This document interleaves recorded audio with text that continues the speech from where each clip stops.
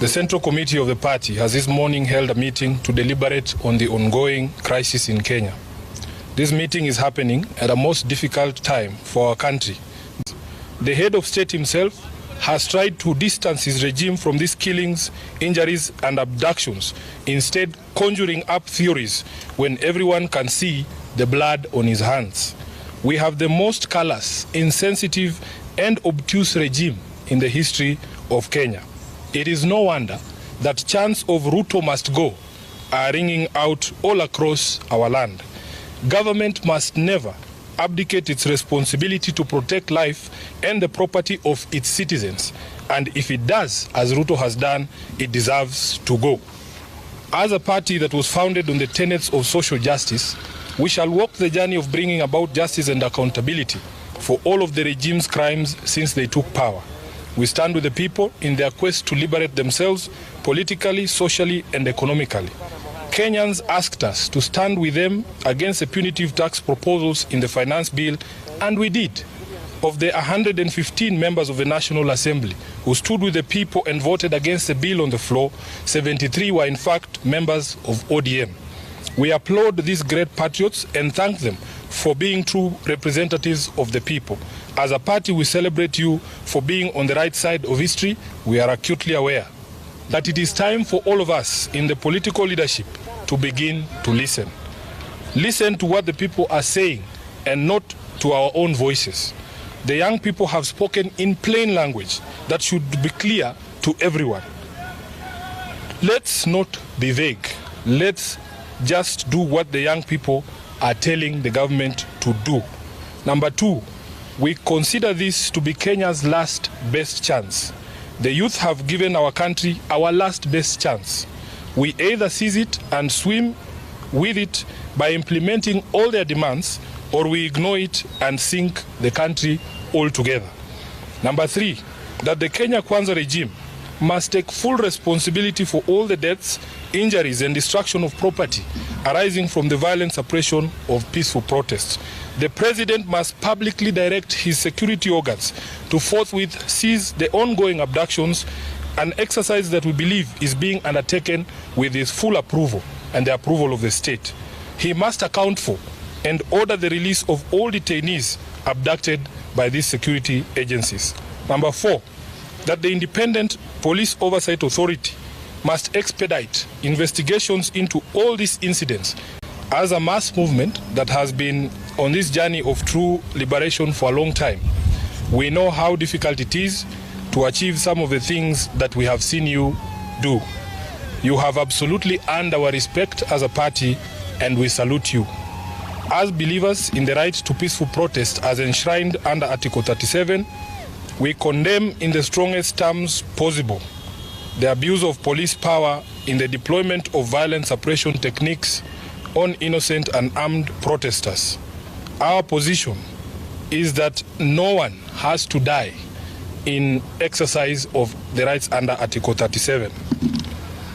On behalf of the entire ODM party, the Central Committee extends its deepest condolences to all those who have lost their loved ones and pray that God will comfort them in this time of tragedy. Instead of focusing on cutting wastage, opulence and corruption in his regime, he is hitting back at the Kenyan people with threats to cut funding for the judiciary and the county governments. 6, that the ODM party will support credible austerity measures in the executive and in parliament. These two institutions have been expressly indicted by the people as citadels of largesse and wastage, with fresh memory of the invasion of parliament and standing threats for occupation of the executive seat of power. These two institutions must have an honest introspection on their contribution to our current predicament and take measures to lessen the taxpayers' burden. As a party funded by taxpayers ourselves, we will also be taking steps to scale down on our presence across the country and some of our activities to reflect this new economic reality. Those goons. Okay. And there is credible evidence by the Alwale, way how does show this that. all... And that is why the politicians themselves do not go to the road. End, Alwale? How do we end this entire conversation? Because now there's just blame game on one side or the other side. How does this stop? It is very difficult. Yeah. Because on the one hand, when the state moves, the other side feels that they are chest thumping because they have the instruments of force. On the other hand, when the other side moves, the side of the states believes they are doing that because they have armless people who they have poured in the streets as sitting targets. So it's not a debate that can end. And this is why I want to repeat that let us test the Constitution. I want to see Article 37 being prosecuted in court. I want to see when we say the people who bear the greatest responsibility, Mother Karua, Kalonzo Musyoka, Eugene Wamalwa, they are now being arraigned in court. You test Article 37 on them. And Sifuna, I'm not keen on issues of arresting. That is drama. We don't want drama. Just like the way they did it in the ICC, and Sifuna, you are a lawyer. They did not come to Nairobi to arrest Ruto and arrest Raila, Saitoti, and so on. They just gave them a day in court. I would like these people who are responsible to be given a day in court so that we test Article 37 once and for all. Sifuna is challenging me that I called them a coward because he was not here. Yeah. I want to repeat. Sifuna and Osotsi are cowards for the following reasons. One, if Sifuna was a guy who leads from the front, he would already have been arrested by now. I have been arrested. Osotsi would have been arrested by... Relax. For how long am I going to teach you? I have been arrested. State facts. For how long how long am I going to help you? I have been arrested, Khalwale. By now, with all this protraction of what's going on, he would have been arrested, he would have been arraigned in court. In the last round of this demos, when we were NASA, the giants of the struggle, we were arrested, we were arraigned in court. In fact, our cases are still active. Mudama, Johnson, and I.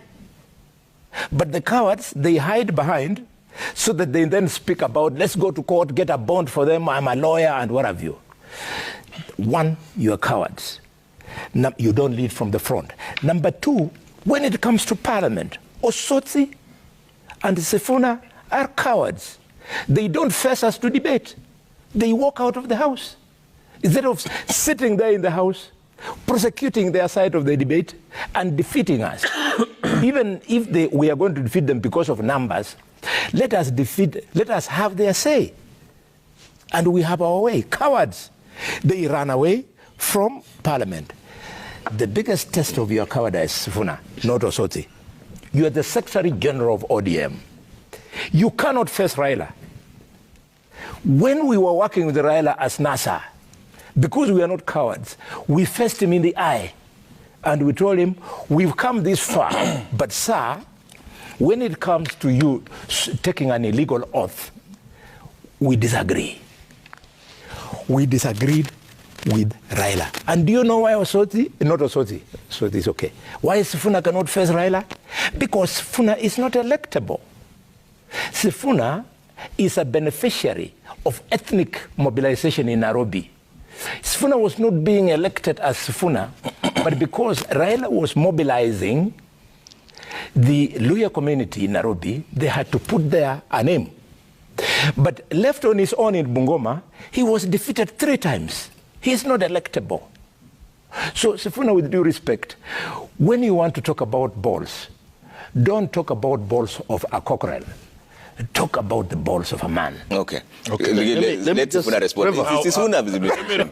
First of all, you know, like for me as SG of ODM, as a Senator of Nairobi, I don't need to defend anything. I think my record is out there in public. This is not the first demonstration that we have led. Kenyans know. In fact, this jacket is a very famous jacket, other than the T-shirt that the police went with. I have led from the front. And we don't go out there to be arrested because we don't go out to break the law. I personally understand the bounds of Article 37. Khalwale doesn't know that, in fact, Article 37 has already been litigated in court, and the courts have pronounced the bounds of Article 37. All these small things that he throws around. How many years am I, Khalwale? Does he know? I am the age of some of his children. I cannot have run in 3 elections. How? Unless I started running when I was 17. Number 2, in Nairobi, when the votes were finally counted and announced, Edwin Sifuna received the highest number of votes. I got more votes than Sakaja. I got more votes than Ruto. That should tell him something. You cannot call somebody who is in Senate with you unelectable. Number 3, I actually have been arrested. I was arrested in Kiambu in the first last round of Maandamano, and you don't understand how people end up arraigned in court, because there's somebody called the Office of a Prosecutor who has to weigh the evidence that has been presented against you and make a decision whether that case is sustainable. The DPP made that decision. It was not Sifuna. I am not the DPP. He made the decision that there was no evidence to link me to the violence that you are accusing me when you arrested me to go to Kiambu. But Trevor, we have said a few things. That number 1, we are no longer going to explain ourselves. We don't have that luxury anymore, because it's like talking to a stone.